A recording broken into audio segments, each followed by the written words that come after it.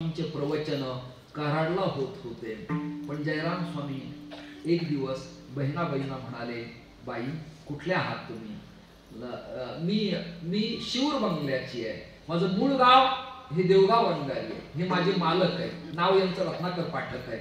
असं तीर्थयात्रेला निघाले. मला प्रपंचात काही इच्छा अजिबात नाही आणि त्यांनी पण मला मदत केली आणि माझ्याबरोबर हे गाय वासू आहे. चरित्र सगळ्याला माहिती आहे.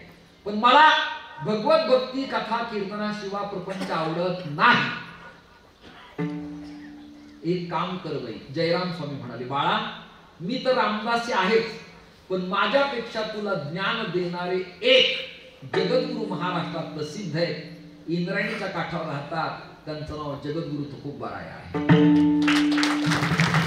बघा वकिली अण्णा म्हणतो त्या काळातला समाजातला समविचार. जयराम स्वामी म्हणतात, मी ब्राह्मण कुळातला आहे, पण माझ्यापेक्षा विद्वान अधिकारी तुकोबाराय देहूला इंद्रायणीच्या काठावर आहेत. त्यांच्याकडे जा बाळा, तुझं कल्याण होईल. जयराम स्वामीचं वाक्य ऐकलं म्हणजे त्या काळात आपल्यापेक्षा कोणतरी मोठा आहे असं सांगणारा वर्ग महाराष्ट्रात जिवंत होता. नाही कळलं?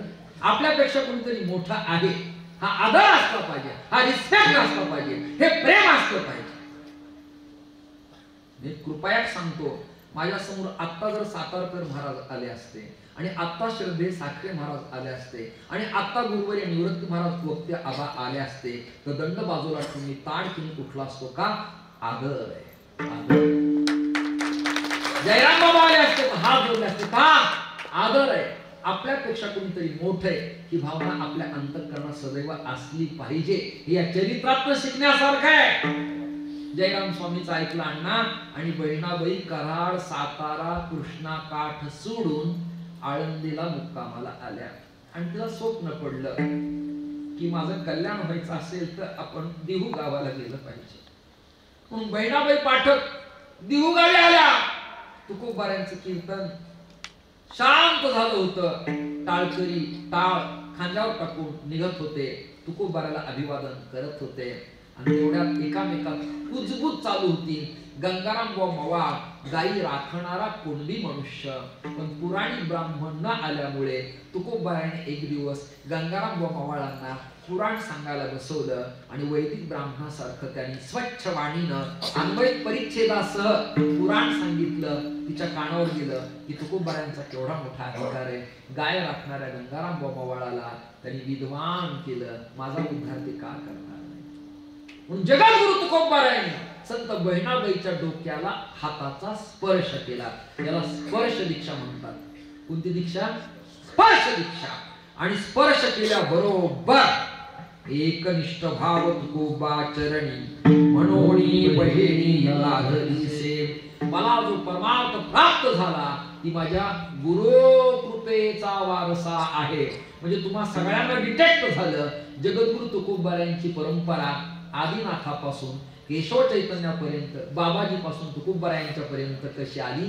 हा भाव अभ्यास पूर्ण एखाद्या विद्यापीठात पीएचडी व्हावी असा क्रमवाय वाहेवा मी आपल्या समोर केला. हे कीर्तन परमहंस परिव्राजकाचार्य अनंत विभूषित ब्रह्मली श्रोत्रिय कृपाळू ब्रह्मविद वरिष्ठ आनंदाश्रम स्वामी महाराज म्हणजेच कंसात आचार्य महाराजांच्या चरणी समर्पित करून माझ्या कीर्तन सेवेला या ठिकाणी विराम देतो. टाळकरी, गायक, स्पीकरवाले, रेकॉर्डिंग वाले, चित्रीकरण करणारे, माता बहिणी, आबालवृद्ध, गाव आणि पंचकृषीतून आलेला सर्व वर्ग या सगळ्यांना खूप खूप धन्यवाद देत वेळ वाया न दवडता बिफोर वेळेचा प्रतिबंध पाळत 11:45ला ज्ञानेश्वर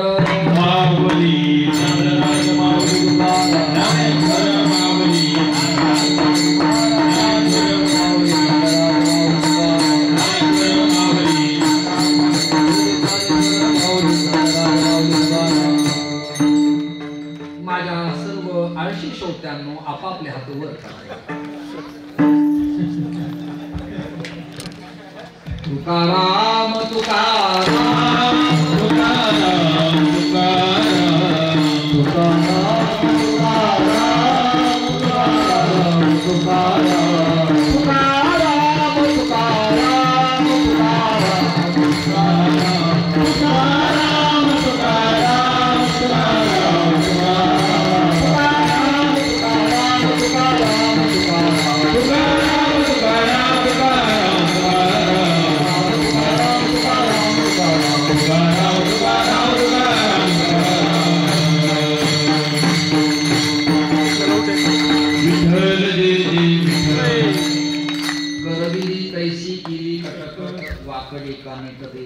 तुमच्या पायाच्या प्रसादे काही बोलिलो नव्हे मद क्षमा करणे संती नोही अंगभूत युक्ती सर्वे सुखिन संतु संतु सर्वे निरामयाः सर्वे लोकानि पश्यन्तु मा कश्चित् दुःख भाग भवेत्। आजचं कीर्तन पुन्हा एकदा जाणकार श्रोते अभ्यास करणारा वर्ग गावातील सदस्य सरपंच सहकारी माता पिता अबालवृद्ध सतरंजी पासून मुक्याच्या ताटापर्यंत हारापासून पकवादाच्या कणकीपर्यंत आणि अन्नदानाच्या पात्रापासून ते अन्न धान्य स्वच्छ पाकडून देणाऱ्या माता भगिनीपर्यंत मंडपाची बैठक टाकण्यापासून ते थेट कीर्तनकाराच्या डोक्याच्या ताटापर्यंत सहकार्य करणारा जो गावातला वर्ग आहे कोणताही मठ कोणताही मठाधीश कोणी सत्पुरुष गावाच्या आणि प्रेमाच्या लोकांच्या सहकार्याविना सोहळा संपन्न करू शकत नाही। लोक आपला ऐश्वर्य लक्षात धरावे। या स्वामीवरती या महापुरुषावरती तुम्हा परिसराची खूप नितांत श्रद्धा आहे।